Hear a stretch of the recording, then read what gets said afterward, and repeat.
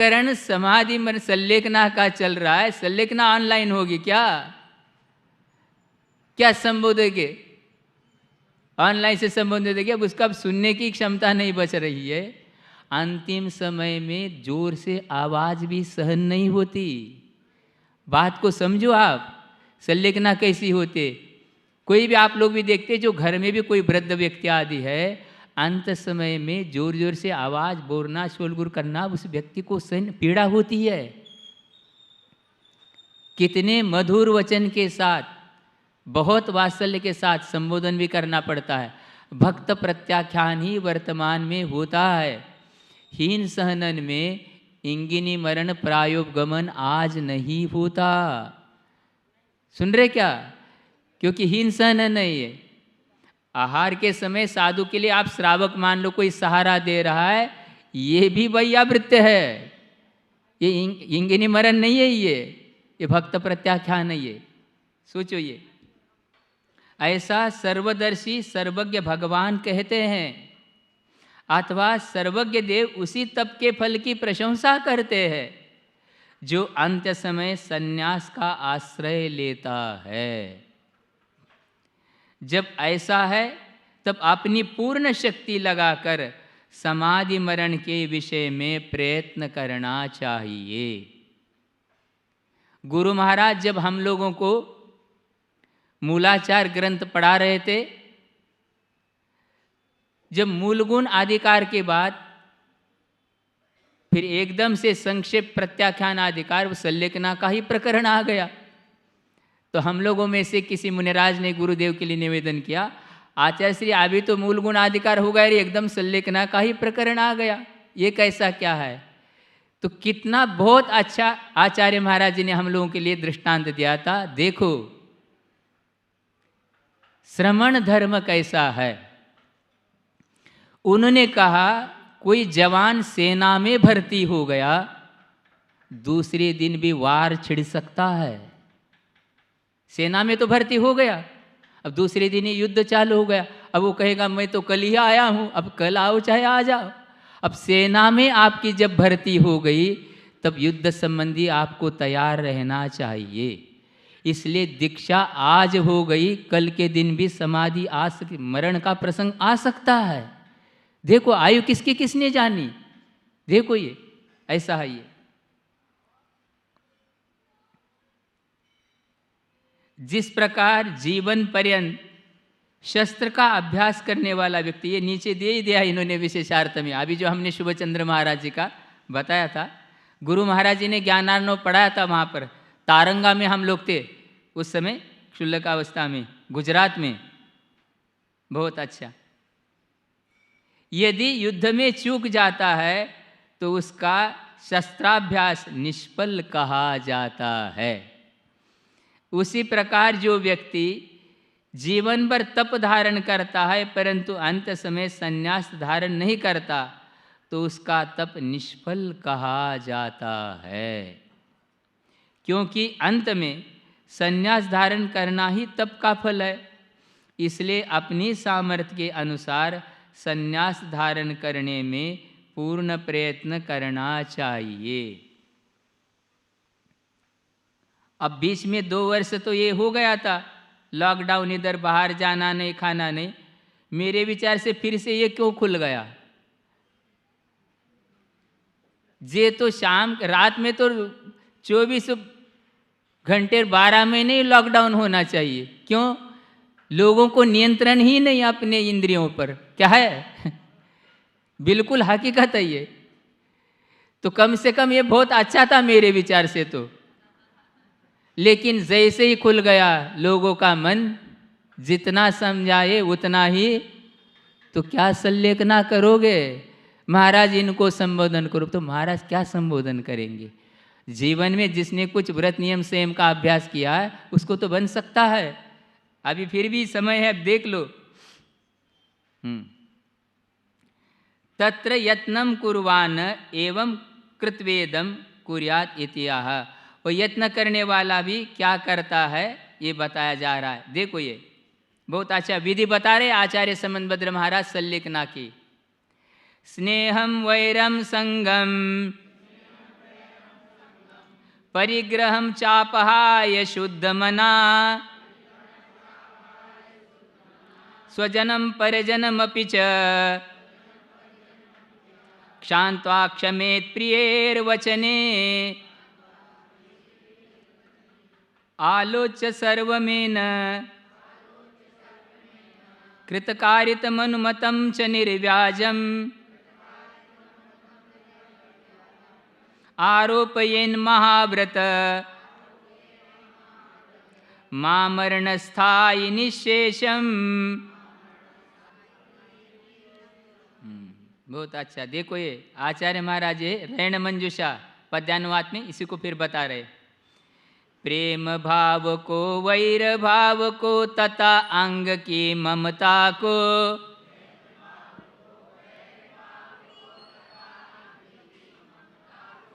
सकल संग को त्यज कर धर कर निर्मल मन में समता को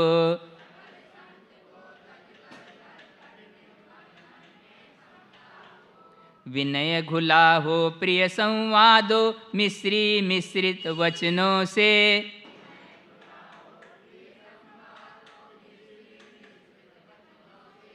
आप क्षमा कर क्षमा मांग कर पुरजन परिजन स्वजनों से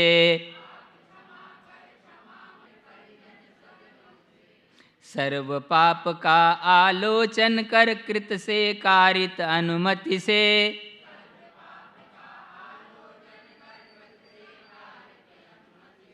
सभी तरह का कपट भाव त्यज सरल सहज निश्चल मति से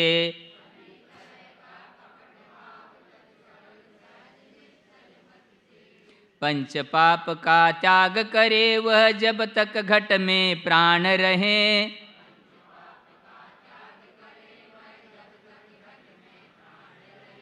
पंच महाव्रत ग्रहण करे पर आत्म तत्व का भान रहे।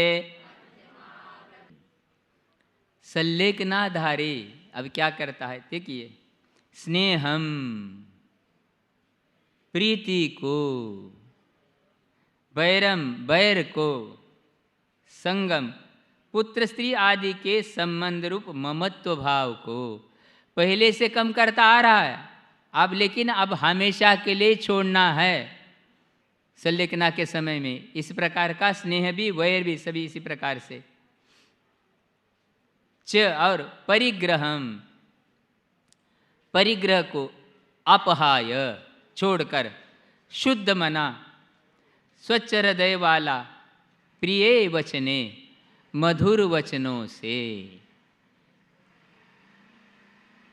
स्वजनम अपने परिवार कुटुंबीजन तथा परिजनम अपि परिकर के लोगों की भी क्षांतवा क्षमा करा कर क्षमयित स्वयं क्षमा करे।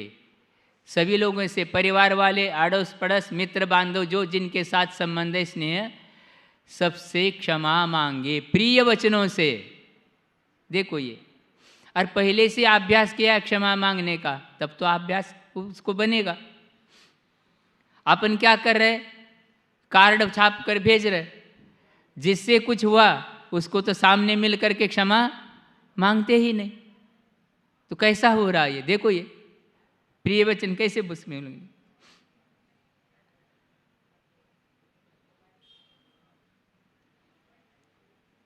क्षमा करा कर, हाँ स्वयं भी क्षमा करे वो भी क्षमा करे उनके लिए। निर्व्याजम छल कपट रहित या आलोचना के दोषों से रहित। अनुमतम, हाँ अनुमोदित सर्वम समस्त एन पापों का सभी इस प्रकार से कृतकारित जो है इस सब प्रकार से पापों का छल कपट रहित। आलोचना करके आमरण स्थायी मरण पर्यंत रहने वाले निःशेषम समस्त पापों महाव्रतों को आरोपयेत धारण करे। श्रावक के लिए भी मरण के समय से लिखना के लिए जिसको उपचार महाव्रत का करने के लिए कहा जा रहा है तो श्रावक ही, लेकिन उसके ऊपर आरोप किया जा रहा इस प्रकार से।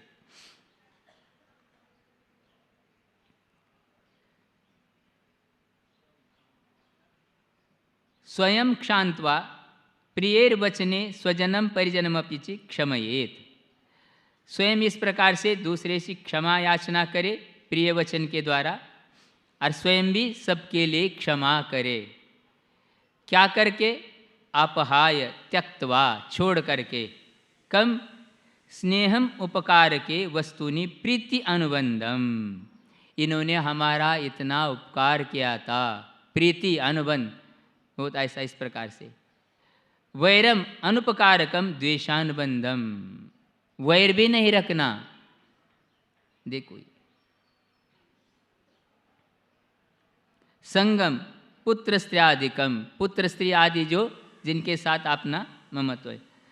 मम एदम अहम अस्ति इत्यादि संबंध परिग्रहम भायाभ्यंतरम, ये मेरे है, मैं इनका हूँ, ये ममत्व परिणाम को छोड़ना है। देखो, ये बाह्य और अभ्यंतर दोनों प्रकार से।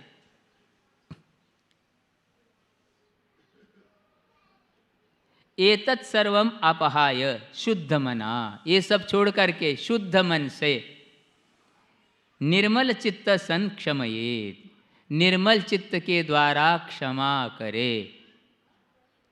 तथा आरोपेत स्थापित आत्मनि, आत्मा में स्थापित करे।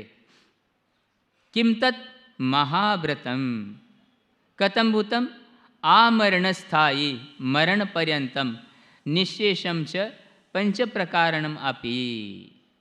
अब मरण पर्यंत जो है, जब तक आयु शेष है तब तक के लिए महाव्रत का आरोपण करे, पांचों प्रकार का पाप का त्याग करते हुए। किम कृत्वा आलोचम किम तत् एनो दोषम किम तत्, जो दो दोष हुए, सर्वम कृतकारित मनुमतम च, कृत स्वयं करना, करवाना, अनुमति देना, सभी प्रकार से जो करता था ये सब छोड़ करके स्वयं ही कृतम हिंसादि दोषम, स्वयं अपन जो वो व्यक्ति करता था श्रावक, वो कृत कहलाता, हिंसादि जो पांच पाप दोष है इस प्रकार से। कारितम हेतु भावे न, दूसरे से करवाता था, वो कारित हो गया। अनुमतम अन्येन क्रियमानम मनसा श्लाघितम, दूसरे के द्वारा हो गया, मन से भी उसकी अनुमति करता था, प्रशंसा करता था वो भी। एतत् सर्वम येनो निर्व्याजम दश आलोचना दोष वर्जितम यथा भवति एवं आलोचयेत, आलोचना के जो दोष होते हैं, इस 10 आलोचना के दोषों को छोड़ करके, दशम ही आलोचना दोषा भवन्ति तदुक्तम, ये आलोचना के 10 दोष बते। आकंप्य अनुमानीय जम दिट्टम बादरम च सुहुमम च छन्नम सद्दाउलियम बहुजनम अवत्त तत्सेवी, ये 10 प्रकार के दोष जो बताए आलोचना के, ये बताया गया है एक गाथा के द्वारा। आकंपित है, अनुमानिक है, दृष्ट है, बादर है, सूक्ष्म है, छन्न है, शब्दाकुलित है, बहुजन है, तत्सेवी, इस प्रकार के सारे दोष छोड़ करके आगे समाधि मरण के विषय में यत्न करने वाले पुरुष को ऐसा करके यह करना चाहिए, यह कहते हैं। उपकारक वस्तु में जो प्रीति का संस्कार होता है उसे स्नेह कहते हैं। अब इसमें विभाजन कैसा किया आचार्यों ने सिद्धांत ग्रंथों में? देखो, ये 4 कषाय है मुख्य रूप से, 9 कषाय भी है। क्रोध, मान, माया और लोभ। क्रोध और मान ये द्वेष में है,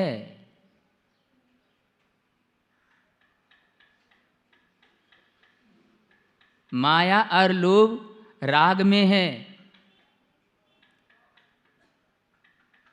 इसी प्रकार जुगुप्सा, अरति ये जो है द्वेष में है। वेद आदि, रति आदि ये सारे राग में है।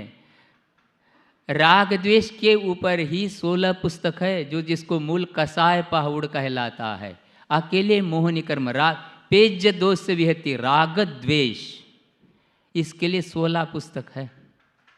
सोचो आप, संसार का मूल कारण क्या है, इसके लिए बताया जा रहा है। उसी के लिए अनुपकारक वस्तु में जो द्वेष का संस्कार होता है उसे बैर कहते हैं। स्त्री पुत्रादिक मेरे हैं और मैं इनका हूँ।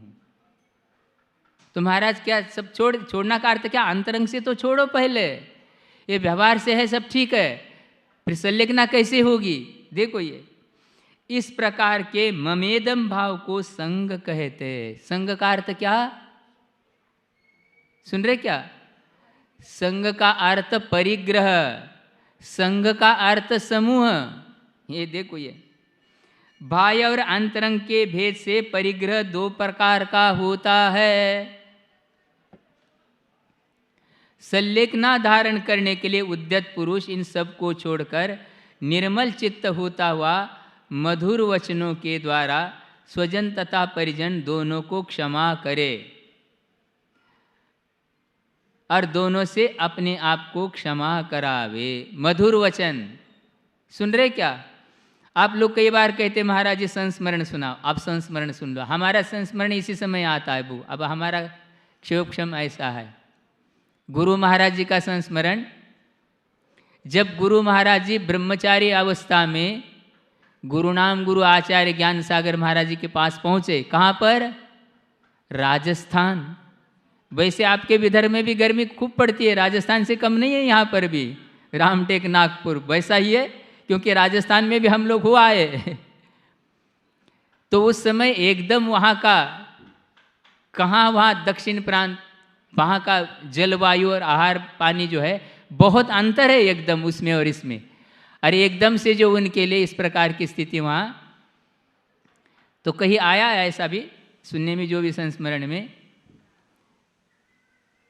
तो उस समय जो है गर्मी के दिन में वैशाख जेठ आते में ये सुना है, नीम जो होता है ना, नीम के पत्तों का जो है उसको काढ़ा, जिसको आप शरबत जो भी बनाया जाता है, जो ठंडक देता है। अभी भी आज वर्तमान में कुछ लोग पीते हैं गर्मी में, चैत्र आदि मास में। अब आप लोगों को जानकारी है क्या नहीं मुझे पता नहीं है, क्योंकि आप लोग आप यहाँ नागपुर में बैठे, कहाँ से जानकारी मिलेगी? ठंडक होता है नीम ठंडा होता है। तो ज्ञान सागर महाराज जी ने जो भी वहाँ के श्रावक है भाई ब्रह्मचारी जी के लिए इस प्रकार से, उनको कुछ नहीं बोला, तो इस प्रकार से दिया।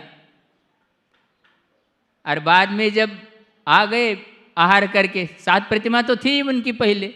सागर महाराज जी पूछते हैं ब्रह्मचारी जी से, क्यों आज आहार में भोजन के समय नीम का शरबत मिला था? तो ब्रह्मचारी जी हंसने लगे, क्योंकि नीम का भी कोई शरबत होता है, शरबत तो मीठा होता है। हंसने बंदल तो ये ज्ञानी जनों की भाषा है, मधुर वचन कैसा, कड़वे को भी मीठा कैसा बनाना।